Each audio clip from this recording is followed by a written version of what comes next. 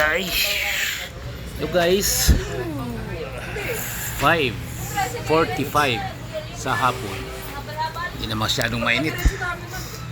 Ready na ako guys para papasok na guys. Dito to sa area sa Barangay Bagvagin, Barangay 165, Caloocan City. Naka-ready na guys. Papasok na guys sa trabaho. Ayan na, motor oh. Ayan na, naka-ready ng susi, helmet. Ayan na guys, ayan bag, nakabag tayo guys. Sana gabayan tayo sa araw-araw sa kung may kapal para sa pamilya. Gabayan tayo sa pagpasok at sa pag-uwi. Ayan ang alaga ko guys, bye-bye.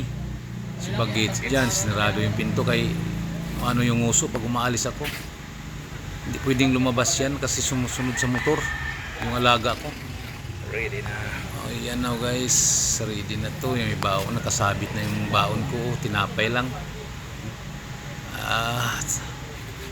Handa na natin yan. Tingnan natin yung labas. Mainit pa rin kahit 5:50 na. Mag-alas 6 na guys. 6:30 kasi ang pasok ko. Alis ako ng 6. Mga 8:20 nandun na ako. Ayan na guys. Init pa rin. Tayo muna. May 10 minutes pa. Sakto 6 ako alis eh. Ayan na. Yan chay ng asawa ko. Yan asawa ko. Nagpintuhan sila. Maritisan. Paalam muna tayo dito sa aking anak.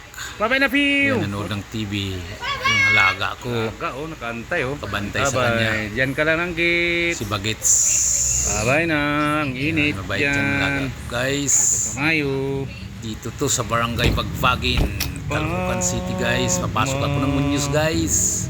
Sarado natin ang pintuan. Lagi kayo ilalabas yung aso. Susunod sa atin. Papuntang Muñoz. Ayan na guys. Ayan ang dalawa oh. Magtiyain. Ano kayang plano na nila? Mga ulam siguro. At ako ay ready na. Ayan na, tara. Let's go. Mag-alas 6 na. Ayan na ang susi. Nakabaon na. Ayun na, mag-helmet na tayo. Ayun. Okay guys, thank you for watching guys. Salamat po. God bless us all.